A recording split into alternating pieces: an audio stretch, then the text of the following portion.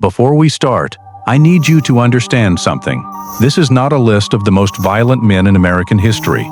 Violence was common. Violence was everywhere. In the world these men operated in, violence was the baseline. It was the floor, not the ceiling. Any man with a grievance and access to a firearm could be violent. That required nothing special. This is a list of something rarer. This is a list of men whose methods became mythology, whose presence reshaped the behavior of entire neighborhoods, whose reputations traveled faster than news, faster than rumor, faster than anything law enforcement could track or document or put into a courtroom. 5 black men, operating across 5 different decades, 5 different cities, 5 completely different approaches to power. And not one of them became legendary by doing what everyone else was doing. The first man on this list ran the most important piece of criminal territory in Black America for nearly 30 years. He negotiated directly with the heads of the Italian mafia at a time when those men did not negotiate with anyone they did not have to. He walked out of federal prison 3 separate times and returned to the same streets each time, and those streets welcomed him back every single time. He was not the biggest man in any room he entered. He was not the loudest. He carried a straight razor in his jacket pocket, and most of the men who ever sat across from him never forgot it. His name was Ellsworth Raymond Johnson. The streets called him Bumpy. Stay with this video, because by the time we get to number 5, you are going to understand something about the architecture of power that most people spend their entire lives without figuring out. Ellsworth Raymond Johnson was born on October 31st, 1905, in Charleston, South Carolina. Halloween. That detail has followed his legend ever since. He came north to Harlem as a teenager, part of the Great Migration wave that was reshaping Black America during the early 20th century. Hundreds of thousands of black families moving out of the South, away from the violence and the legal apartheid of Jim Crow, toward the industrial cities of the North, where the promise, if not always the reality, of something better existed. Harlem in the 1920s and 1930s was the cultural capital of Black America. The Harlem Renaissance was producing writers, musicians, artists, and intellectuals whose work would define American culture for generations. It was also, simultaneously, one of the most economically exploited neighborhoods in New York City. The money that moved through Harlem frequently did not stay in Harlem. White organized crime had established control over the numbers racket, the illegal lottery that was the financial backbone of the community, and that money flowed uptown into pockets that had no connection to the people generating it. Bumpy Johnson understood this from the beginning.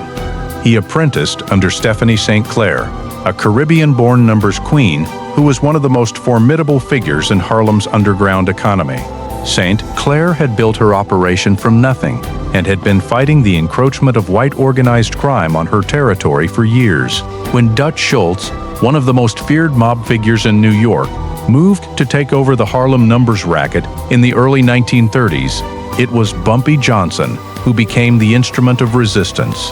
The conflict between Bumpy Johnson and Dutch Schultz lasted years. It was documented in newspapers. People were watching.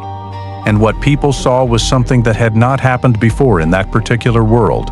A black man standing his ground against one of the most powerful criminal organizations in New York and refusing to move. Schultz was eventually killed in 1935 by order of the National Crime Syndicate, a decision that had nothing to do with Bumpy Johnson and everything to do with Schultz's own increasingly erratic behavior. But by the time that happened, Bumpy's reputation had already been built.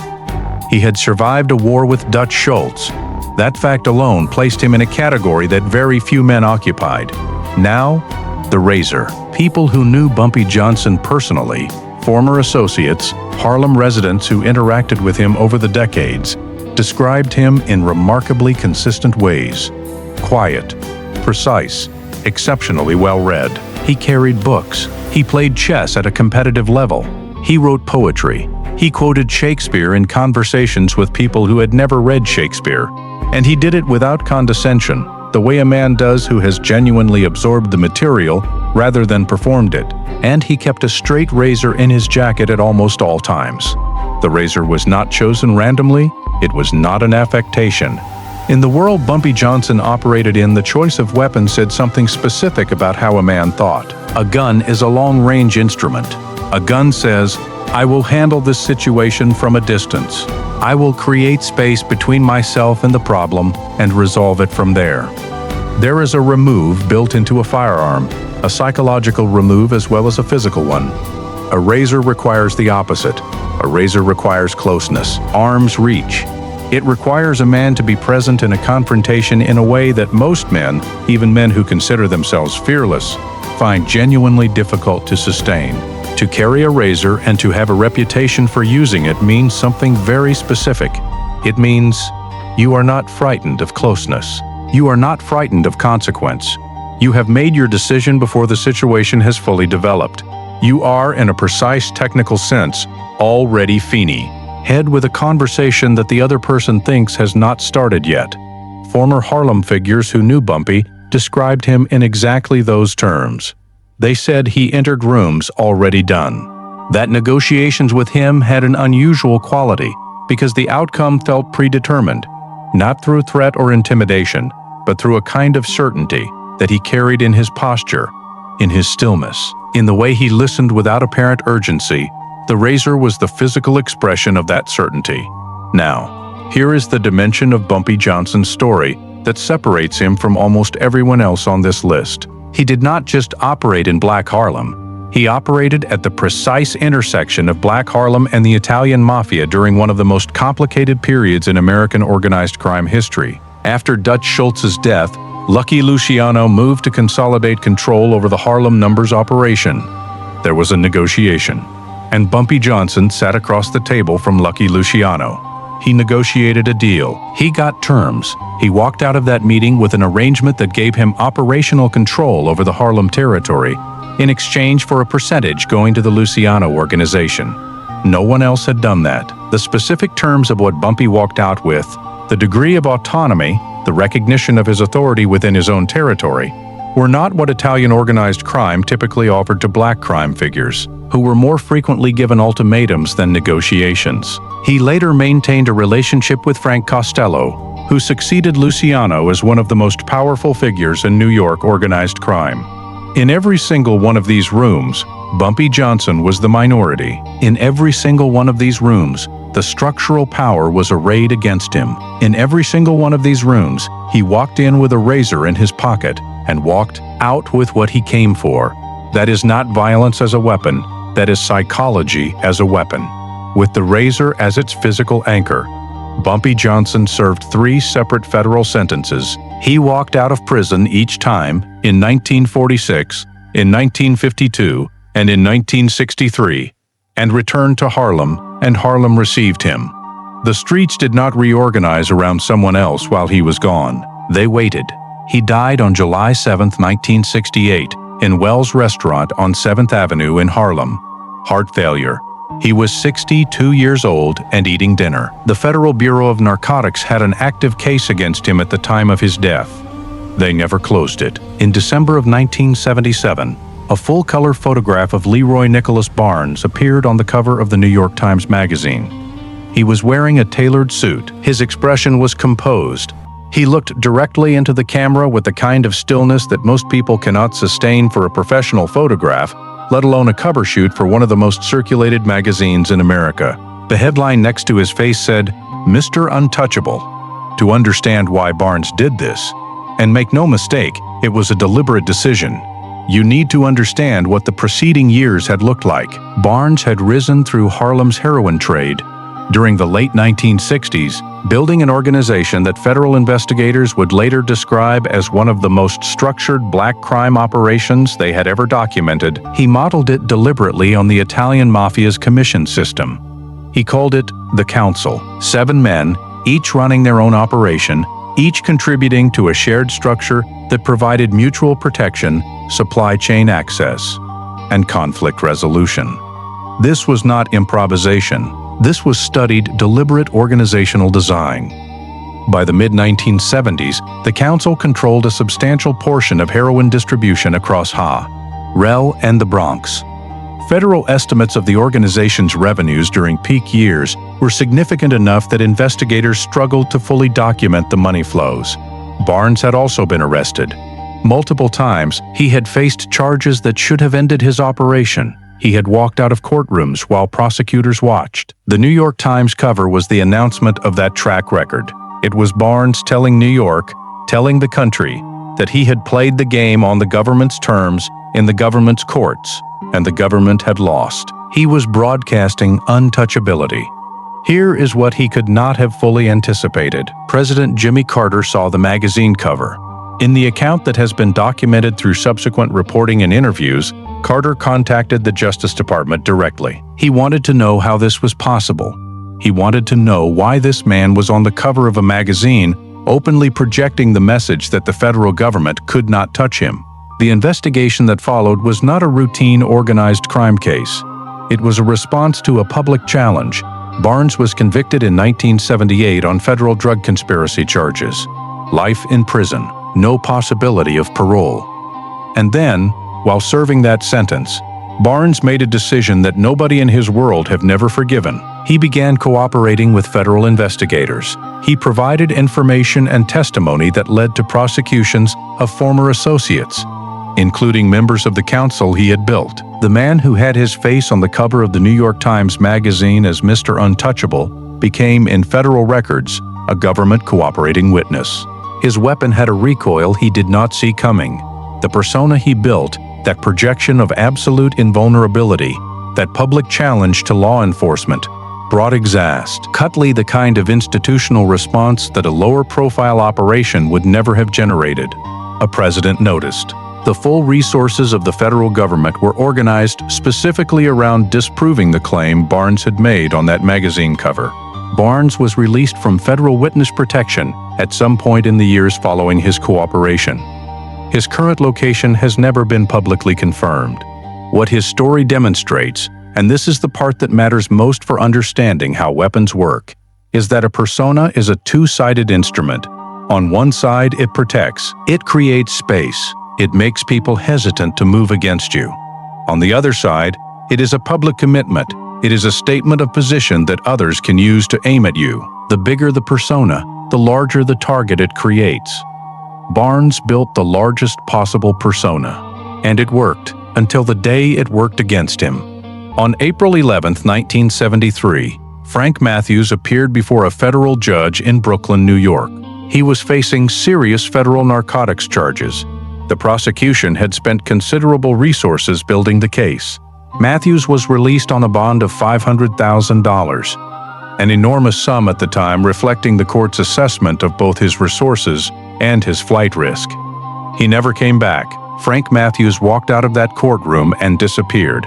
He took with him an estimated $20 million in cash. Within weeks, it became clear that this was not a man who had panicked and run. This was a man who had been planning. The FBI launched a search. Interpol was contacted. Informants across multiple cities were interviewed and re-interviewed.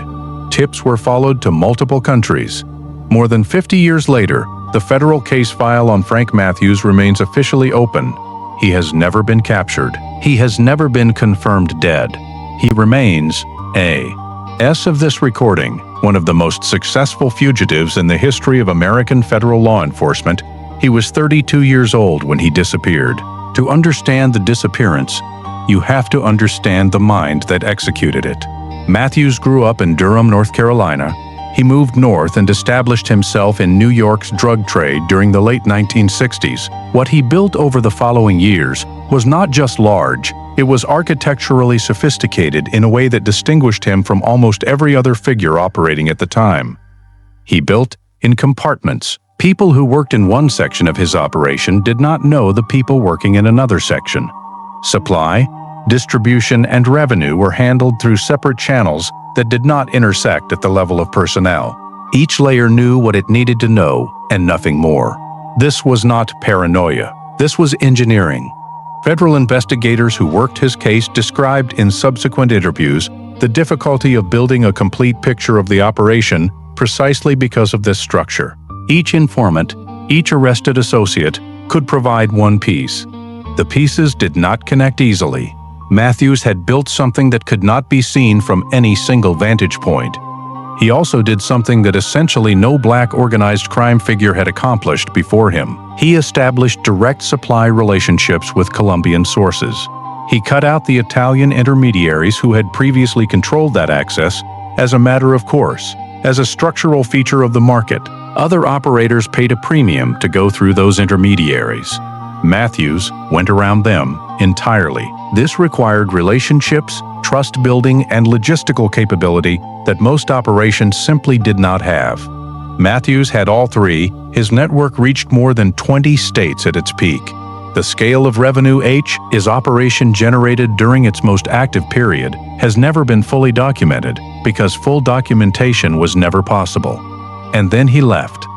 The planning required to disappear successfully with $20 million, to move that money into a form that travels, to establish an identity or identities that hold up over time, to choose a destination that provides both safety and stability is considerable. It does not happen accidentally.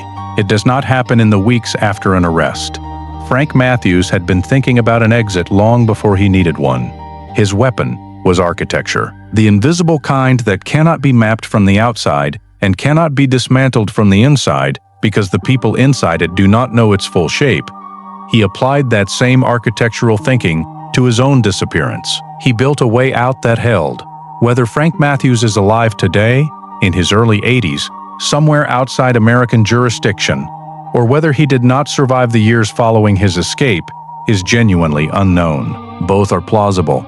Neither has been confirmed. What is confirmed is this: the United States federal government, with all of its investigative resources across more than 5 decades, has not been able to close the file. That is Frank Matthews' signature. He built something so well that it is still standing. Ricky Ross wanted to play tennis. This is the detail that does not fit the story people think they know, and it is the detail that explains almost everything about how he operated. Ross grew up in South Central Los Angeles. He was a genuinely talented tennis player as a teenager, skilled enough to attract the attention of coaches and to begin thinking seriously about a college athletic scholarship. That path required academic eligibility. When it became clear that reading difficulties would close the academic door, the scholarship door closed with it. One path ended. He found another. What Ross built in Los Angeles during the 1980s was not, and this distinction matters, a criminal empire built on violence and territorial dominance. It was a supply chain, an extraordinarily efficient, vertically integrated supply chain that operated with the logic of a legitimate wholesale distribution business applied to an illegal product. He connected early with a Nicaraguan supplier who could provide cocaine at prices significantly below what the existing Los Angeles market was paying. Ross had the distribution network to move large volumes quickly. The combination of low acquisition cost and high distribution velocity created a margin structure that his competitors simply could not match. He used those margins to buy more product at larger quantities, which drove his acquisition cost lower, which improved his margins further. Federal investigators who subsequently analyzed his financial records described a business that understood the relationship between volume, cost, and price better than most people who run legitimate businesses understand it. This is the tennis player, the person who learned the geometry of a court, the angles of a return, the strategic implications of positioning, and applied that same spatial and strategic intelligence to an entirely different kind of operation. The crack cocaine epidemic of the 1980s is one of the defining catastrophes of late 20th century American urban history. The communities it moved through, predominantly Black and Latino communities in Los Angeles, New York, Chicago, and dozens of other cities, lost people, lost years, lost economic stability that some of those neighborhoods have never recovered. Freeway Rick Ross did not create that epidemic.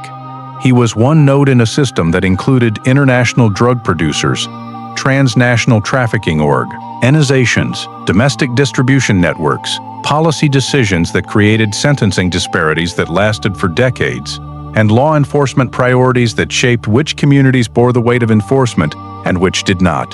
But his efficiency placed him at a central position in that system during its most destructive years.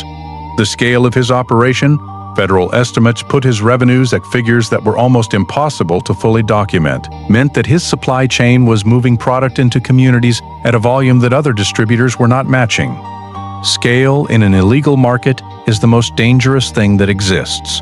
It is not a weapon in the conventional sense. It is more like a natural force. It creates dependency that spreads through social networks faster than any individual act. It generates economic structures at the street level in the lives of dealers and their families and their customers that persist long after the original supplier is gone. Ross was arrested and convicted on federal drug charges in 1996. He received a life sentence. That sentence was subsequently reduced following his cooperation with investigators, and he was released in 2009. He has given interviews and participated in documentary projects since his release. He has spoken at length and with apparent seriousness about what his operation cost the communities it moved through. The weapon he built was a system, and the most important thing to understand about systems is that they do not stop when the person who built them is removed. They continue in the structures they have created, in the markets they have shaped, in the lives they have altered. The echo of what Freeway Ricky Ross built in the 1980s was still being felt in American cities decades after his arrest. Washington, D.C. in 1989 had the highest per capita murder rate of any major American city. This is in odd context. This is the environment. Understanding Wayne Perry requires understanding what D.C. was. During those years, a city where the crack cocaine market had created economic structures so valuable and competition for territory so intense that violence had become a continuous feature of daily life in multiple neighborhoods simultaneously. Wayne Perry grew up in that environment and became, within it, something specific. Not the head of the largest organization, not the man with the widest distribution network or the most elaborate financial infrastructure. Perry was the enforcement side of a partnership with Alberto Martinez, known as Alpo, a Harlem-based trafficker who expanded operations into D.C. during the late 1980s. In that role, Perry built a reputation. The word reputation is used loosely in discussions of organized crime.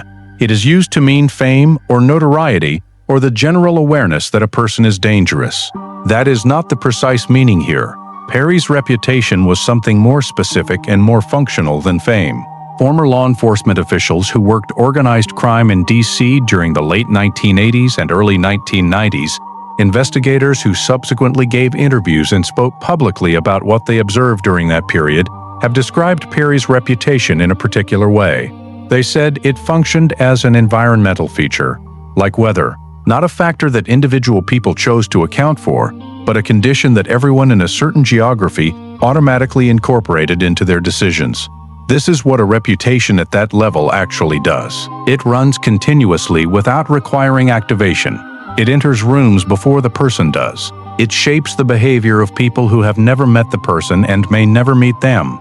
It operates in conversations, in decisions, in the calculation of risks that people make dozens of times a day, without consciously framing them as calculations. The ancient strategic literature understands this. Sun Tzu's fundamental insight, that the highest form of victory is the one achieved without fighting, is a description of exactly this mechanism. The reputation that makes conflict unnecessary. The presence that reorganizes behavior without requiring action. In the compressed geography of street-level organized crime in an American city, where information travels through dense social networks and where reputation is constantly being assessed and updated, this mechanism operates with a particular and devastating efficiency. Perry was convicted in 1994. He received multiple consecutive life sentences. He has been incarcerated since that conviction. He was in his mid-20s when he was arrested. Here is the detail that matters most. A reputation that functions at the level Perry's functioned does not build quickly. It is constructed from pattern, from consistency over time, from the stories that move through a network, the accounts, the observations, the assessments that people who are paying very close attention share with each other continuously. By the time Perry was in his mid-20s, he had built a reputation that operated independently of his physical presence. That is a genuinely unusual achievement in any domain. In the domain he operated in, it was rarer still. His name, in conversations among people who were present in Washington, D.C. during those years and who still discuss what they witnessed, creates a specific kind of quiet. That quiet is the sound of a reputation that has outlasted the circumstances that built it by decades. 5 men, 5 weapons, 5 outcomes. Bumpy Johnson kept a straight razor and ran Harlem for 30 years and died with an open federal case that the government never finished. Nikki Barnes built a persona so large it brought a residents' attention down on his organization and ultimately became the instrument of his own conviction. Frank Matthews built invisible architecture and stepped inside it and has not been officially located in more than half a century. Freeway Ricky Ross built a distribution system so efficient it became one of the defining economic forces of an entire decade, and its consequences outlasted his own operation. By decades, Wayne Perry built a reputation so complete it functioned as an environmental condition in a major American city. None of these weapons were accidental. Each one was the precise expression of how that particular man understood power. Bumpy's razor was the expression of a man who was not afraid of closeness. Barnes's persona was the expression of a man who understood that image as power and who misjudged only how exposed that power makes you. Matthews's invisibility was the expression of a mind that had been planning its own exit from the moment it entered. Ross's system was the expression of a strategic intelligence that had no formal outlet and found an informal one. Perry's reputation was the expression of consistency applied with such precision over time that it became self-sustaining. What connects all 5 of them, across different decades, different cities, different scales of operation, is a single principle. In a world where almost everyone is carrying the same tools, the man who finds a different tool has an advantage that the others cannot easily counter. They can adjust to a gun. They cannot as easily adjust to a razor. They cannot as easily pursue an invisible architecture. They can dismantle an organization. They cannot as easily dismantle a reputation that already lives independently in the minds of thousands of people. These 5 men found different tools, and in the world they moved through, one of the most dangerous and competitive environments in American history, being different was not a stylistic preference. It was the only advantage that lasted.